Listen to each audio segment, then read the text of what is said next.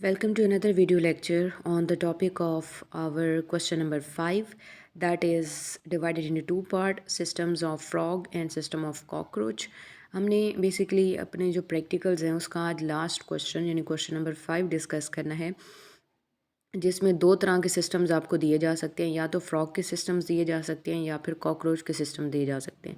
System से मेरा मतलब है कि डाइजेस्टिव सिस्टम हो सकता है, रिप्रोडक्टिव सिस्टम हो सकता है, रेस्पिरेटरी सिस्टम हो सकता है, ठीक है। अच्छा, जब फ्रॉग का रिप्रोडक्टिव सिस्टम आता है तो उसका कभी कभी नाम तो रिप्रोडक्टिव सिस्टम ऑफ फ्रॉग होता है और कभी कभी यूरिनोजेनिटल सिस्टम ऑफ फ्रॉग है। तो बात तो एक ही है कि रिप्रोडक्टिव हो या यूरिनोजेनिटल हो, एक ही चीज़ के दो नाम है।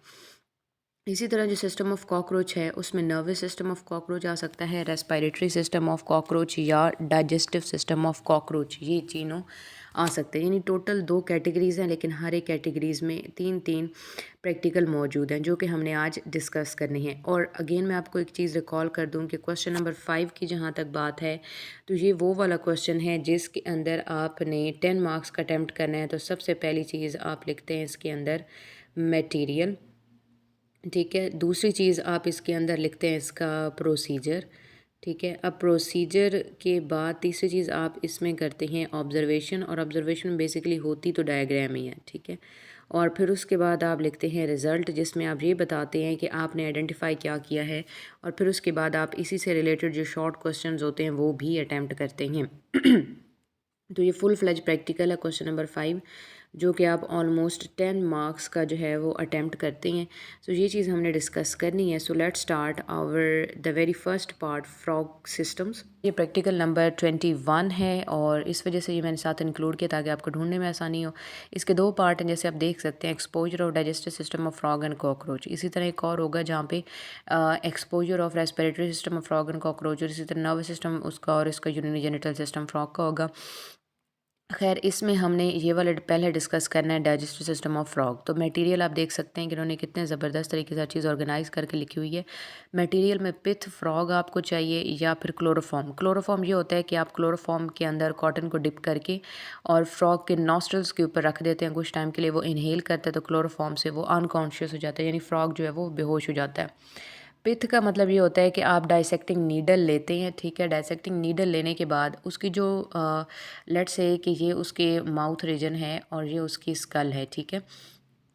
तो ये वाली जगह क्या हो जाएगी, उसकी गर्दन वाली जगह, ठीक है। यानी उसकी जो पीछे से डॉर्सल साइड से जो गर्दन वाली जगह होगी, वहाँ पे बहुत ज़ोर से जो है ना वो नीडल डाल के और उसको थोड़ा सा इस तरह से रोटेट करते हैं। जब नीडल डाल के और इस तरह से उसको रोटेट किया जाएगा तो उसकी जो वर्टिब्रल कॉलम की फर्स्ट बोन है, यानी एटलस जो होगी, जिसका कनेक्शन आगे नर्वस सिस्टम के साथ था और नीचे वर्टिब्रल्स के साथ था, तो जब इसके अंदर आपने नीडल डाल के और उसको घुमाया है तो वो जो एटलस है वो टूट जाएगी, यानी कि नर्वस सिस्टम का जो कनेक्शन है बॉडी के साथ वो ब्रेक कर जाएगा, जिससे फ्रॉग जो है वो उसकी एक टेक्निकल डेथ हो जाएगी, जिससे उसका सिस्टम्स तो एक्टिव रहेंगे लेकिन उसका क्योंकि नर्वस सिस्टम के साथ जो है ना ब्रेक डाउन हो चुका है, ख़त्म हो चुका है, तो ये 24 आवर्स तक ये फ्रॉग जो है इसके सिस्टम्स वर्किंग रहेंगे और उसके बाद ये ख़त्म हो जाएंगे, यानी डिस्ट्रॉय डिकम्पोज होना शुरू हो जाएंगे।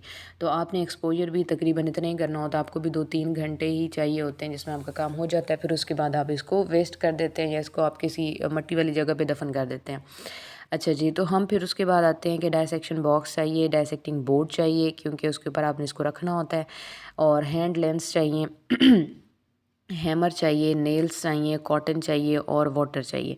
अब हैमर तो इसलिए चाहिए कि जब आप डाइसेक्टिंग बोर्ड लेट से आपके पास ये मौजूद है और आपके पास जो है ना ये एक फ्रॉग भी मौजूद है, तो आप क्या करते हैं कि जब आपने फ्रॉग की पिथिंग कर ली है या उसको क्लोरोफॉर्म सुंघा दी है, तो जाहिर सी बात है क्लोरोफॉर्म के बाद जब आप उसकी डाइसेक्शन करेंगे और बॉडी का हर एक पार्ट निकाल लेंगे तो उसकी तो डेथ अल्टीमेटली हो ही जाएगी।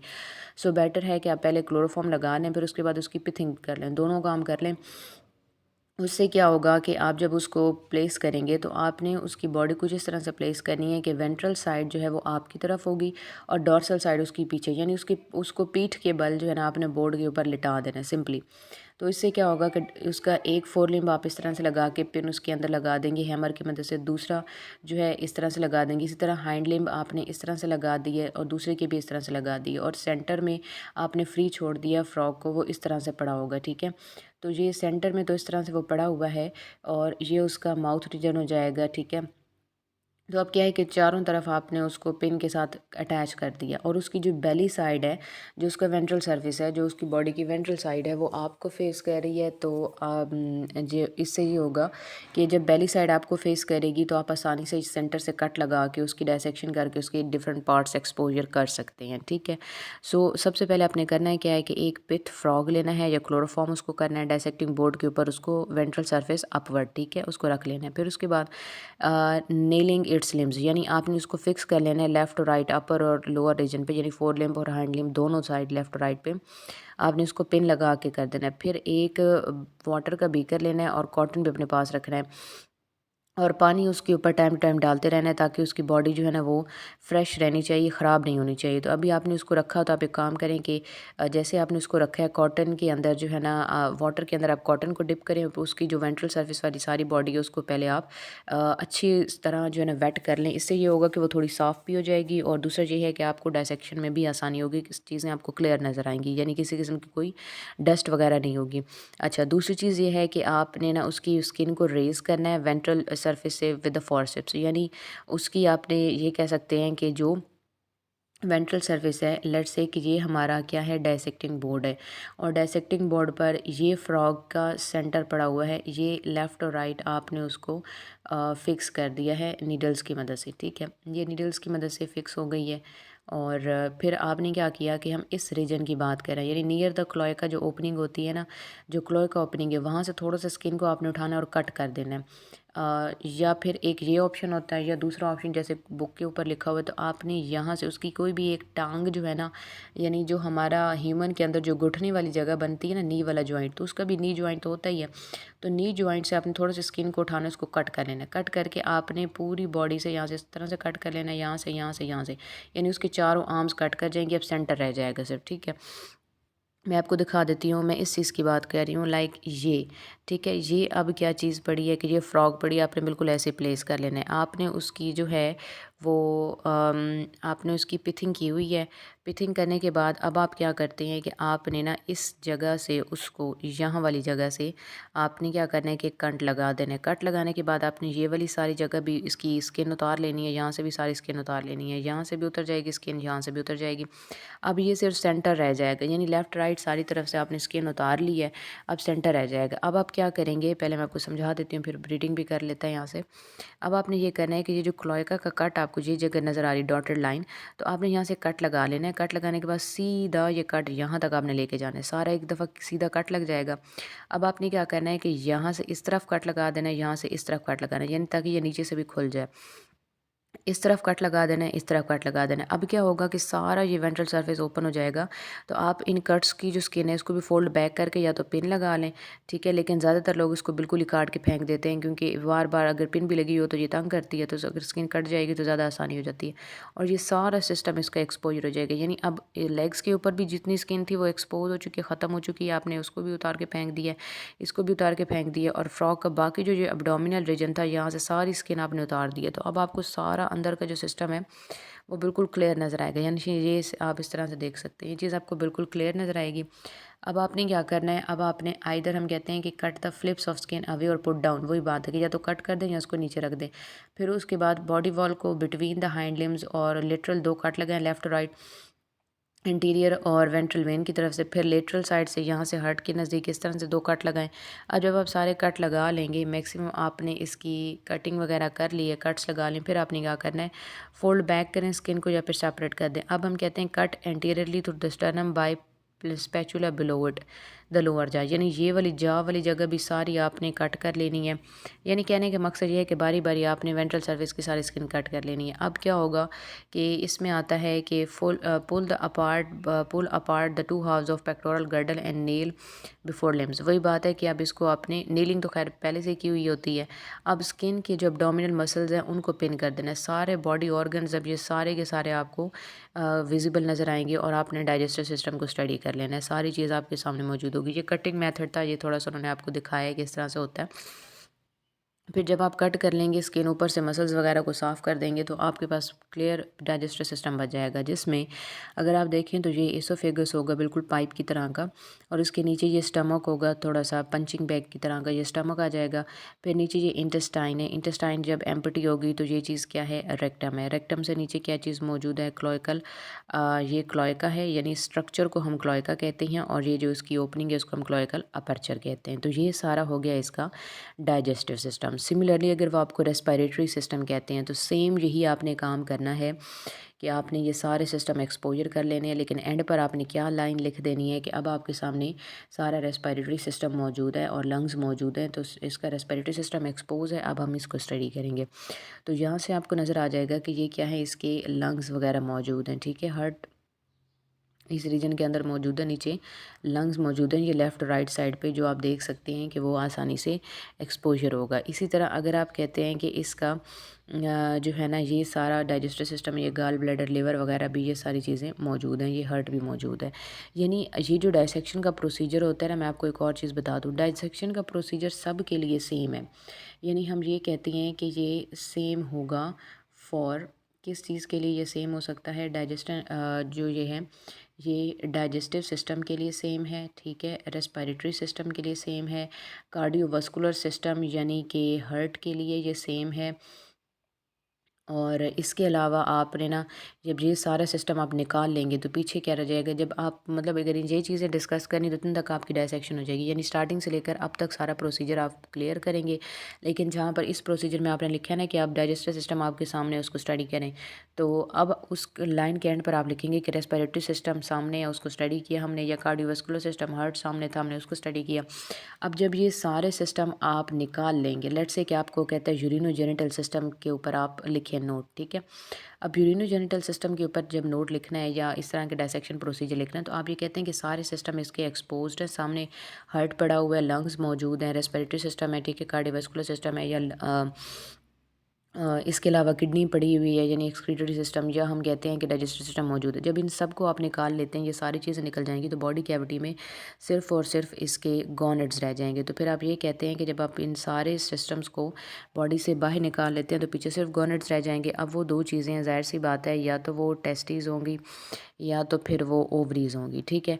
तो कोई भी चीज़ जो, अगर टेस्टिस ऐसी बात है पेयर में मौजूद होगी, उसका एक वेल डेवलप्ड स्ट्रक्चर होता है, जैसे आपने डायग्राम्स भी ड्रॉ की हुई होंगी, और ओवरी का भी एक अलग एक सिस्टम है, एक पार्ट है, तो आपको पता चल जाता है कि वो कौन सी फ्रॉग है, या वो मेल है या फीमेल है, ठीक है।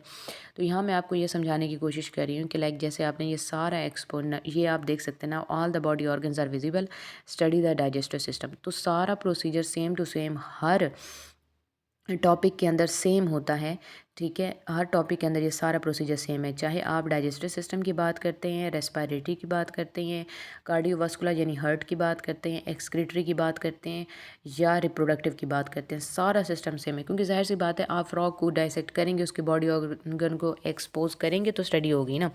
लेकिन आपने करना क्या है, सिस्टम कोई भी आपको आ जाए प्रोसीजर, आपने यही लिखना है, इसी तरह का लिखना है, एंड पर आपने ये वाली लाइन चेंज कर देनी है, ये वाली, ठीक है। मैं इस तरह से आपको बता देती हूँ कि ये वाली लाइन आप चेंज करेंगे। यहाँ पे है ना स्टडी द डाइजेस्टिव सिस्टम, ये जब आप लिखते हो तो आप कहते हैं I studied the digestive system, तो आप यहाँ पे लिख सकते हैं I studied the respiratory system, I studied the heart and associated structures, I studied the urinogenital system, या I studied the excretory system, ठीक है, इस तरह से। और फिर उसके बाद जब आपने ये सारे सिस्टम कर लिए, वो तो सेम ऐसा होगा। लेट्स से कि आप कहते हैं आपने गॉनेट्स को पढ़ना है या आपने यूरिनोजेनिटल सिस्टम पढ़ना है, तो आपने ये कहना है कि आप सारे बॉडी ऑर्गन्स इसके विजिबल है, ठीक है। हार्ट मौजूद है, किडनीज मौजूद है, लंग्स हैं, लिवर है, गाल ब्लैडर है, डाइजेस्टिव सिस्टम है, क्लोइकल अपर्चर्स हैं। जब आप कहते हैं कि इन सारे सिस्टम्स को आप कट करके सेपरेट कर लें, तो फिर आप ये कहते हैं कि now in the abdominal cavity there are only gonads and I studied the gonads, जो कि या मेल होंगे या फिर फीमेल होंगे, ठीक है। तो इसके बाद फिर आप डायग्राम ड्रॉ कर लेते हैं गॉनेड्स की, अगर जब आएगा यूरिनोजेनिटल सिस्टम का फॉर एग्जांपल, तो डायग्राम ड्रॉ करने के बाद आप नीचे लिख देते हैं कि या तो मेल होगा या तो फीमेल होगा, ऑब्वियस सी बात है। तो आप अगर मेल की डायग्राम ड्रॉ करते हैं तो आप ये लिख देते हैं कि जो स्टडीड फ्रॉग था वो मेल फ्रॉग था। इसी तरह अगर आप ओवरी वगैरह ड्रॉ करते तो आप ये कह देते हैं कि जो मैंने स्टडी किया था फ्रॉग वो फीमेल फ्रॉग थी, क्योंकि उसमें पेयर ऑफ ओवरीज मौजूद था, ठीक है जी।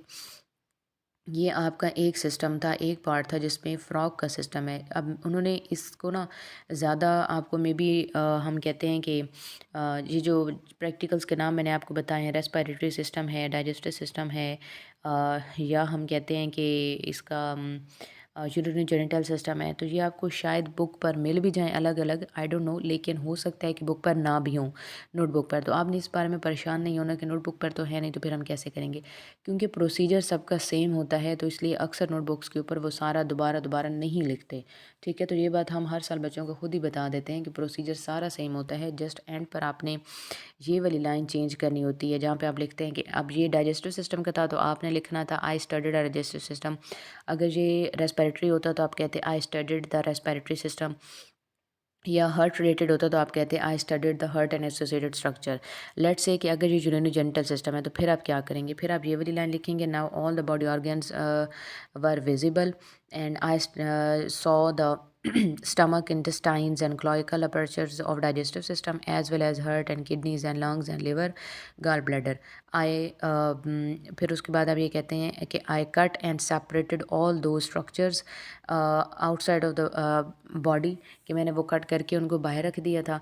And now in the abdominal cavity there were only the gonads and I studied the urinary genital system. ये आपने इस तरह से लिख देना है, तो जस्ट आपके सारे प्रैक्टिकल इसी में आ जाएंगे। फिर आपने डायग्राम्स बना लेनी। अब जो हमारा सेकंड पार्ट है, जिसके अंदर हमने ये डिस्कस करना है कि कॉकरोच का जो सिस्टम है वो किस तरह से जो है आप मेंशन कर सकते हैं, या कॉकरोच का सिस्टम कैसे लिखेंगे आप, उसको कैसे मैनेज करेंगे। तो ये चीज़ इस तरह से होगी कि कॉकरोच है, ठीक है, डाइजेस्टिंग बोर्ड है, डाइसेक्टिंग, इसमें डिशेज़ हैं, लेंस हैं, वॉच ग्लासेस हैं, KOH का सोल्यूशन है, pins and separate lamp and all the सारी चीज़ें मौजूद हैं। अब आपने कॉकरोच को किल कर देना है by closing it in a cylindrical with cotton soaked in chloroform. यानी आप एक ना एक छोटी सी डिब्बी लेंगे जिसमें आपने कॉकरोच को डाल दिया है, और क्लोरोफॉर्म की कॉटन उसके ना ऊपर जो माउथ है ना उसके अंदर, या लाइक लेट्स से कि ये मेरे पास एक छोटा सा जार था, बहुत छोटा सा जार है, और इसके अंदर मैंने एक कॉकरोच को प्लेस कर दिया। अब ये कॉकरोच इसके अंदर मौजूद है, और ये मैंने कॉटन ली, और ये कॉटन अच्छी खासी डिप थी क्लोरोफॉर्म से। यानी अभी इससे एक दो ड्रॉपलेट, या आप कह सकते हैं कि थोड़े थोड़े ड्रॉपलेट जो है वो क्लोरोफॉर्म के गिर रहे थे। तो वहाँ से आपने सोख की, वहाँ से करने के बाद आपने इसके मुंह के अंदर जो है ना, यानी जो बॉटल का जार था, सॉरी जो जार का माउथ है, इसके अंदर आपने कॉटन प्लग को इस तरह से रख दिए। इसको कहते हैं कॉटन प्लग। कॉटन प्लग का मतलब है कि आपने उस कॉटन से इसको पूरा बंद कर दिया। ऊपर से इसका ढक्कन चढ़ा देंगे जो भी होगा, ठीक है। और फिर उस कॉकरोच के डिब्बे को ना इस तरफ से आपने करना है, यानी नीचे की तरफ उल्टाएंगे, तो ज़ाहिर सी बात है कॉकरोच इस जो कॉटन है इसके ऊपर गिर जाएगा, और जब इसमें गिर जाएगा तो इसको इनहेल करने की कोशिश करेगा। जब इनहेल करेगा या रेस्पायर करने की कोशिश करेगा, तो उससे वो अनकॉन्शियस हो जाएगा, ठीक है। अब जब वो अनकॉन्शियस हो जाएगा, तो फिर आपने क्या करना है, रिमूव कर देने हैं उसके लेग्स, उसकी wings, with the help of scissor. यानी सीज़र से कट करके उसकी ये चीज़ें, यानी ये चीज़ लेग्स भी कट कर देनी है, उसके विंग्स भी कट कर देनी है, एंटीना भी कट कर देना है, जिससे सिर्फ आपके पास ये वेंट्रल सरफेस बॉडी का बच जाएगा। यानी ये चीज़ें भी आपने कट कर देनी है, ये भी कट कर देनी है, ये भी कट कर देनी है, तो आपके पास सिर्फ उसकी ये वाला एब्डोमेन रीजन रह जाएगा, जो आपका मेन कंसर्न है। फिर आपने क्या करना है, give lateral cuts on either side, either with terga और sterna attached with each other. यानी टर्गा और स्टर्ना क्या होता है जैसे आप अगर यहाँ पर देखते हैं, तो टर्गा उन्होंने क्या कहा है कि ये चीज़ है, यहाँ से विंग्स कनेक्टेड हैं, इसको हम टर्गा कहते हैं। और स्टर्ना क्या चीज़ होती है?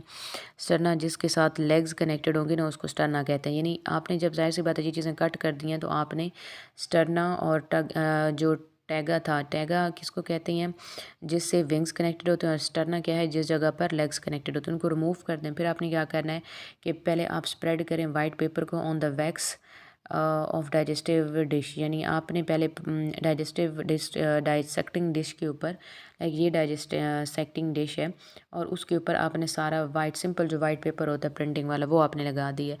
अब उसको लगाने का मकसद क्या था कि कॉकरोच क्योंकि बहुत छोटा सा है ना, तो इसकी जो भी चीज़ होगी, अगर नीचे बैकग्राउंड वाइट होगा तो आपको क्लियरली वो नज़र आएगा, और होता भी ब्लैक से है, तो इसलिए थोड़ा सा मुश्किल होती है जी, क्योंकि ये डार्क ब्लैक रेड या फिर लाइट ब्लैकिश कलर का होता है। तो इसलिए कॉकरोच की डायसेक्शन के वक्त या इसके सिस्टम स्टडी करते वक्त नीचे वाइट पेपर लगाते हैं लाजमी, ताकि जब डिश के ऊपर वाइट पेपर लगा पड़ा होगा और कॉकरोच आप उस वाइट पेपर के ऊपर रखते हैं, तो आपको ना वो आसानी से नज़र आती हैं उसकी चीज़ें। अब आपने उसको कॉमन पिन के थ्रू फिक्स कर देना है एट द इंटीरियर सरफेस, ठीक है, और वाटर वगैरह के थ्रू उसको बार बार सोक करके उसकी बॉडी को क्लियर करते चले जाना है। इनको सारी चीज़ों को रिमूव करना है, टर्गा को, ब्लेड को, इंटीरियर रीजन, सारी चीज़ों को, ठीक है। और फिर उसके बाद आपके पास दो चीज़ें होंगी। अब ये देख सकते हैं एलिमेंट्री कैनाल है, डाइजेस्टिव ग्लैंड है डाइजेशन के अंदर, तो वो आपको इस तरह के मिलेंगे। अब एलिमेंट्री कैनाल में क्या चीज़ आती है, फेरिंग्स आती है, ठीक है। फिर उसके बाद उसमें एसोफेगस आता है, क्रॉप आती है, गिज़र्ड आती है, ठीक है, हेपेटिक सीकी आते हैं, मीज़ेंट्रॉन मिडगट आती है, इसके अलावा इलियम आती है, कोलोन आती है, मैल्फिजियन ट्यूब्यूल्स आती हैं और रेक्टम आती है। अब ये जो सारा पार्ट था इसको हम नाम देते हैं कि ये हमारे पास इसका एलिमेंट्री कैनाल है। और ग्लैंड्स कौन से आते हैं, ज़ाहिर सी बात है सेलेवरी ग्लैंड्स और सेलेवरी रेजरवायर, ये दोनों आते हैं ग्लैंड्स के अंदर, क्योंकि ऑब्वियसली सी बात है कि एलिमेंट्री कैनाल और डाइजेस्टिव ग्लैंड हर ऑर्गेनिज्म के अंदर ये दो ही चीज़ होती है। एलिमेंट्री कैनाल तो वो रास्ता है ना जिससे फूड उसकी माउथ रीजन से नीचे एनस तक जाएगा, और ग्लैंड्स तो वो चीज़ें हैं जो टाइम टू टाइम जो है उसके अंदर टाइम टू टाइम इसके अंदर जो है ना प्लेस करते रहते हैं डिफरेंट, आप कहते हैं कि चीज़ें, यानी उसमें डिफरेंट सेक्रीशंस देते रहेंगे, कोई आइंस या मॉलिक्यूल्स वगैरह या सलाइवा रिलीज़ करते रहते हैं ताकि पाथवे वेट और आसानी से डाइजेशन हो सके। तो ये जो सारी चीज़ें आपको नज़र आ रही हैं, ठीक है, ये सारी आती हैं किसके अंदर, डाइजेस्टिव ट्रैक या एलिमेंट्री कैनाल के अंदर, ठीक है। और ये भी, और इसके अलावा ये जो आपको नज़र आ रहे हैं ना, इसको आप कहते हैं कि ये हैं डाइजेस्टिव ग्लैंड। या अगेन मैं आपको यूँ बता देती हूँ कि ये सारा जो रीजन है इस तरह का, ये आता है इसके अंदर, ठीक है। ये क्या चीज़ होती है, इसको आप नाम देते हैं एलिमेंट्री कैनाल। और ये जो आपको नज़र आ रही हैं लेफ़्ट और राइट पे ये वाली चीज़ें, ये आते हैं आगे से डाइजेस्टिव ग्लैंड का हिस्सा बनते हैं, ठीक है। तो ये डायग्राम है, इसकी आपने प्रैक्टिस करनी है, वहाँ पे बनानी भी चाहिए होगी। फिर उसके बाद आ जाते हैं जी, ये अब कॉकरोच का भी हो गया, ठीक है। तो हमारे दो पार्ट हो गए। अब ये practical number 22, exposure of respiratory system of frog. अब आप ये चीज़ देख सकते हैं। अब अभी आप देखेंगे कि सारा प्रोसीजर मैं आपको पढ़ के भी बता दूंगी, सेम टू सेम वही है।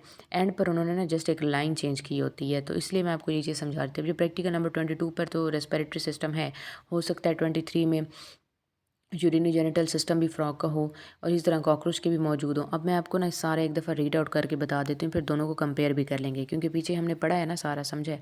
अब जहाँ से मैं आपको रीड आउट करती हूँ, पिथिड और क्लोरोफॉर्म फ्रॉग, ठीक है, dissecting box, dissecting board, lens, nails, hammer, pin, water beaker, same material required है। फिर उसके बाद पहली लाइन देख लेते हैं। प्लेस अ पिथ और chloroformed frog on a dissecting board with a ventral surface upward. Fix it by nailing its limb. Keep the water beaker and cotton near you. Put the water on the animal from time to time while dissecting. Rise the skin on the mid ventral side with the forceps. Cut the forceps. ठीक है, ये देख लें। Either cut the flips और ये anterior abdominal wall और ये lower jaw, you may cut. अब ये यहाँ से देख लें। Make short leave cuts muscles of fore limbs and hind limbs.